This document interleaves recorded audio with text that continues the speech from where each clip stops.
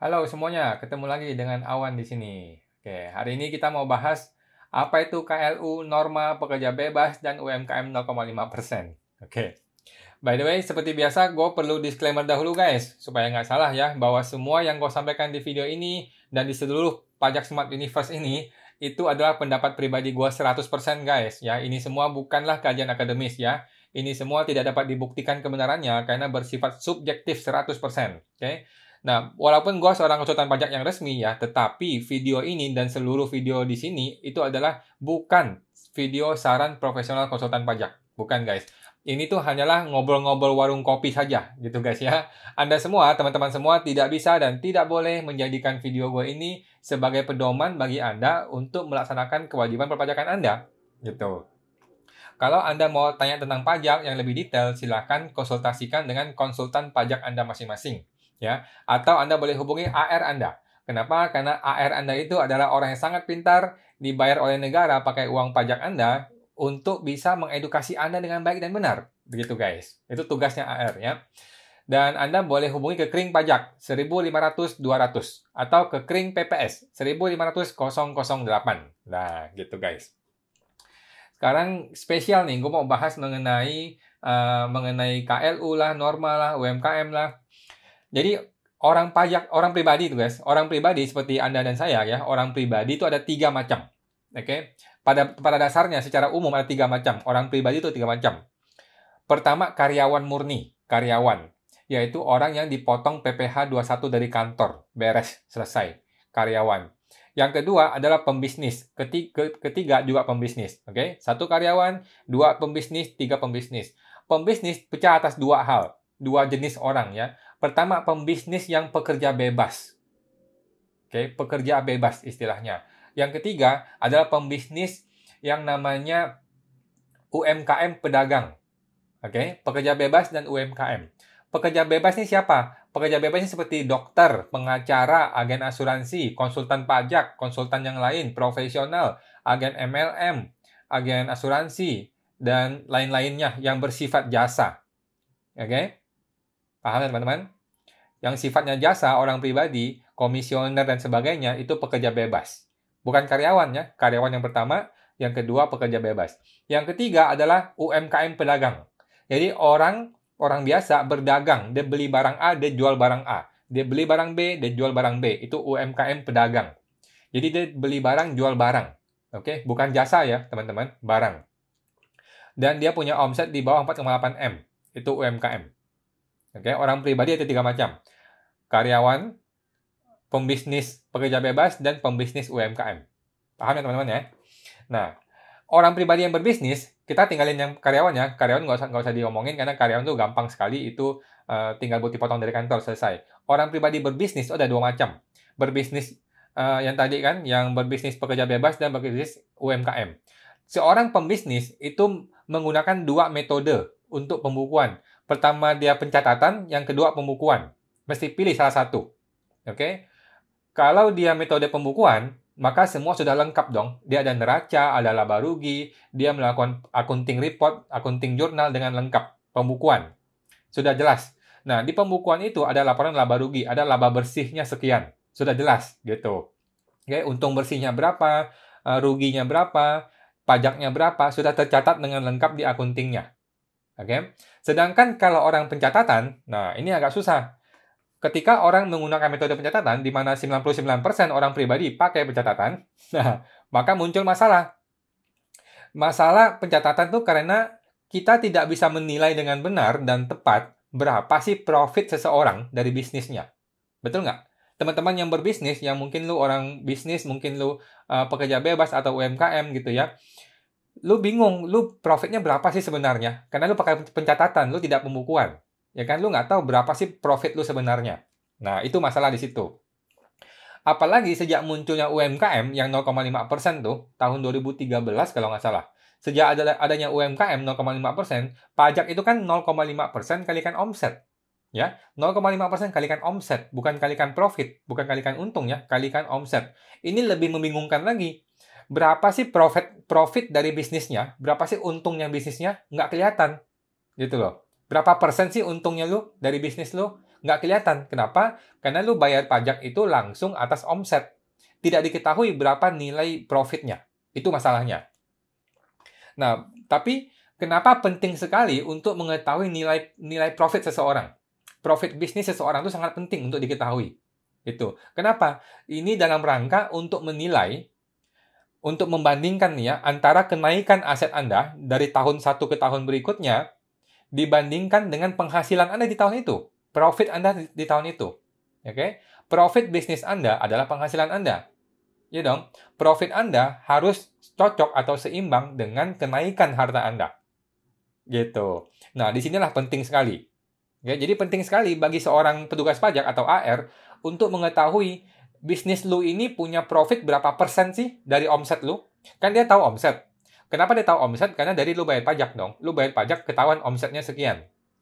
Dari sini berapa sih profitnya? Penting sekali orang pajak untuk mengetahui ini. Supaya dia bisa membandingkan antara profit lu ini dibandingkan dengan kenaikan harta lu. Jika terjadi selisih, kenaikan harta lo lebih tinggi dibandingkan dengan profit lo, maka boleh disimpulkan ada omset yang belum dilaporkan. Atau ada penghasilan lain yang belum dilaporkan. Nah, ini yang dikejar oleh petugas pajak. Gitu. Oke. Paham ya teman-teman ya? Begitu penting sekali bagi seorang petugas pajak untuk tahu berapa sih profit lo, supaya dia bisa membandingkan dengan kenaikan harta lo di tahun tersebut. Kalau kenaikannya tinggi sekali dibandingkan dengan profitnya, maka dia boleh curiga ada penghasilan yang disembunyikan atau ada omset yang disembunyikan. Begitu, guys.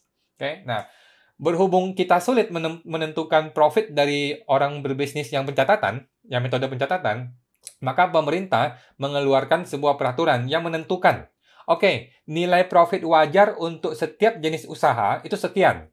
Gitu. Namanya perhitungan norma. Jadi, kalau orang-orang zaman dulu tuh masih ingat tuh, nama perhitungan norma, nama istilahnya, norma. Artinya apa? Artinya pemerintah menentukan penghasilan atau profit atau laba atau untung dari bisnis kita itu dinilai berdasarkan tabel yang sudah dibikin oleh pemerintah. Gitu, ada tabelnya, gitu. Nah, tabel norma ini dibuat oleh pemerintah di peraturan Per nomor 17 tahun 2015 tentang norma penghitungan penghasilan neto. Nah, di Per 17 ada lampirannya tuh, lampiran 1 dan 2 gitu ya. Di situ kita bisa tahu berapa normanya. Nah, disinilah kita mulai familiar dengan istilah namanya KLU, klasifikasi usaha. Jadi KLU itu adalah nomor, 1, 2, 3, 4, ada 5 nomor. Jadi 5 digit angka, inilah yang menentukan, lu ini KLU-nya apa sih? Nah, setiap jenis usaha ada KLU-nya, ada nomor KLU-nya, 5 digit. Gitu ya. Nah, sebenarnya sih dari dulu sudah ada, dari sebelum norma itu sudah ada istilah KLU, cuman sekarang lebih dipahami gitu ya. Jadi pemerintah sudah bikin standar nih. Untuk setiap jenis usaha ada nomor KLU-nya ini, setiap jenis bisnis ya, KLU-nya ini atau pekerja bebas KLU-nya ini. Terus pemerintah sudah menentukan nih profitnya sekian sih. Gitu. Jadi bisnis ini menurut pemerintah standarnya wajarnya profit lu tuh segini. Menurut pemerintah. Gitu. Senilai persentase tertentu. Oke? Seperti itu, teman-teman. Mudah-mudahan teman-teman paham ya. Kalau nggak paham, nanti mungkin mesti lihat ke normanya langsung, lihat tabelnya langsung. Oke? Nah, coba gua kasih lihat beberapa contoh nih ya, supaya teman-teman gampang ya. Contoh kita lihat di sini, ada 47711. Ini adalah perdagangan eceran pakaian. Jadi teman-teman yang dagang pakaian di online maupun offline, di Tanah Abang lah, di mana lah, di Mangga 2 gitu, Anda masuk ke kategori ini, pedagang eceran pakaian. Oke? Nah, kodenya 47711. Nah, ini adalah KLU untuk pedagang pakaian. Nah, berapa profitnya? Profit real Anda boleh 10%, boleh 30%, boleh 50%, terserah lu. Tetapi pemerintah menentukan profit lu itu sekitar 30%. Gitu, sekitar 30%. Ini untuk ibu kota provinsi ya, untuk provinsi yang gede. Ada 10 ibu kota provinsi. Ya kita anggap inilah lebih gampang. Oke? Nah, 30% ini adalah maksimal profit yang diizinkan oleh pemerintah untuk lu laporkan di SPT tahunan. Bukan berarti lu nggak boleh laporkan lebih, boleh. Bukan berarti lu nggak boleh laporkan kecil, boleh juga. Bebas sesuai dengan yang kondisi sebenarnya. Tetapi, kalau lu 30%, maka ini masih masuk kewajaran menurut pemerintah. Begitu, teman-teman. Kira-kira paham ya? Jadi 30% adalah profit yang wajar menurut pemerintah untuk bisnis perdagangan eceran pakaian. KLU-nya 47711. Gitu. Kita lihat contoh lainnya. Agen asuransi contohnya. Kalau ada orang agen asuransi, KLU-nya 66221. Oke, jasa agen asuransi. Berapa sih profitnya? Profitnya 50%. Oke, jadi normalnya 50%. Jadi untuk semua agen asuransi itu menggunakan norma 50%. Artinya dari semua omset bisnis lu yang kena pajak itu hanya 50%. Karena dianggap penghasilan lu 50%, sedangkan biaya-biaya lu itu 50% lagi. Gitu. Tadi Kang dagang pakaian dianggap 70% itu untuk biaya, 30% itu profit. Itu kalau dagang pakaian. Gitu. Mudah-mudahan paham ya teman-teman. Nah, contoh lagi, dokter. Nah, dokter KLU-nya itu ada 86201, 202, 203. Ini semua dokter ya, praktek umum, spesialis, dokter gigi, dan sebagainya, itu menggunakan norma 50%. Gitu. Gua, konsultan pajak, juga 50%.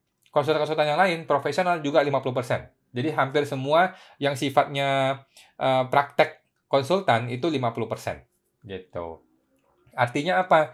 Lu menggunakan norma 50% untuk bisnis lu, yang akan kena pajak cuma 50%. Nggak semuanya omset lu kena 50%. Kalau masih bayar listrik, bayar pegawai, dan sebagainya, dianggap untung bersihnya itu 50%. Nah, itu namanya perhitungan norma. Gitu, guys.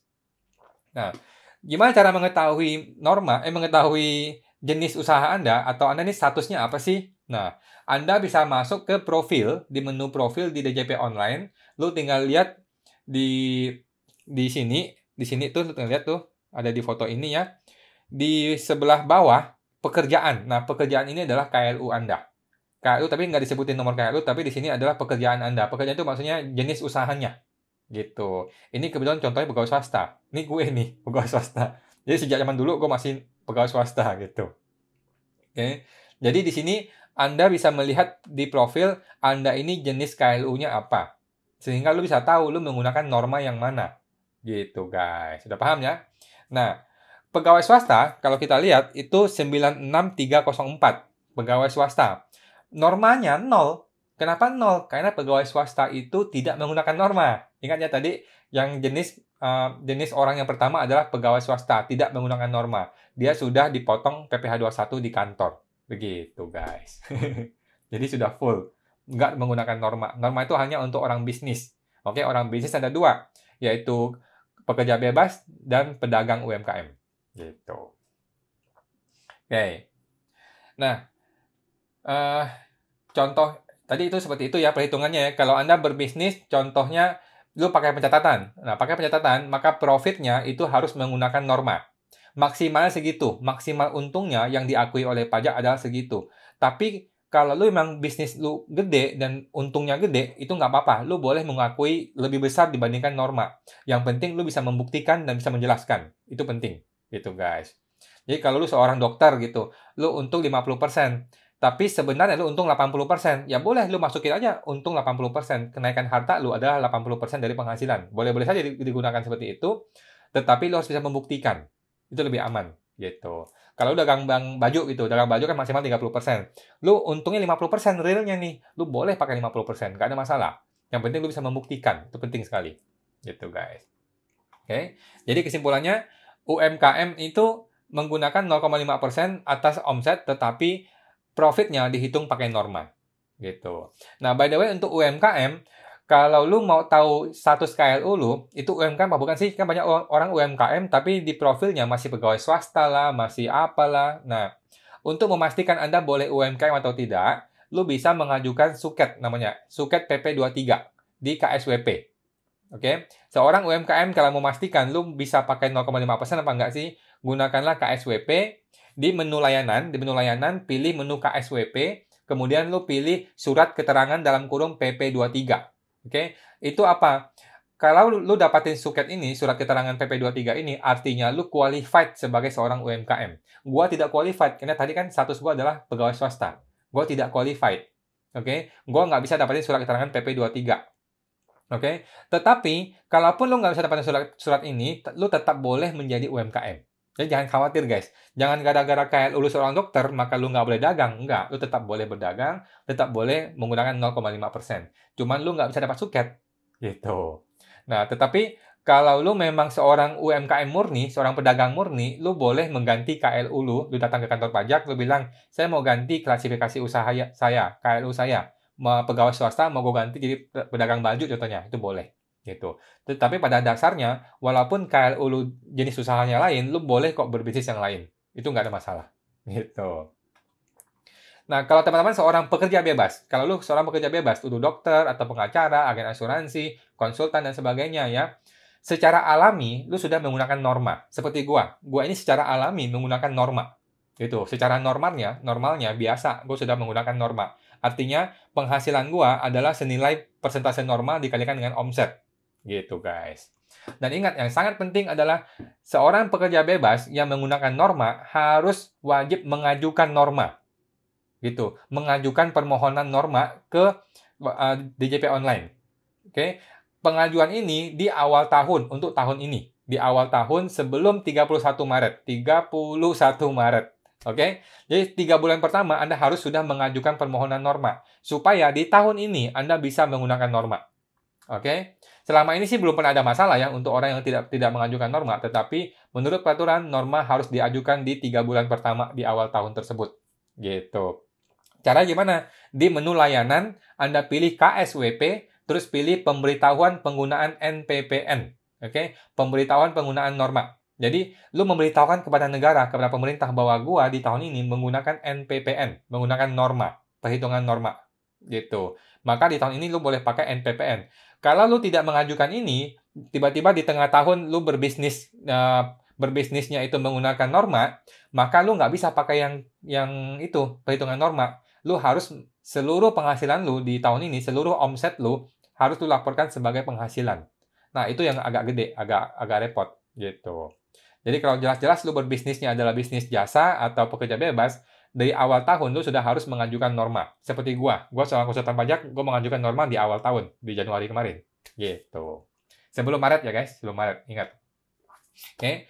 Terus untuk orang pribadi UMKM yang sudah lewat 7 tahun, ya 7 tahun kan maksimal 7 tahun nih, sejak 2018.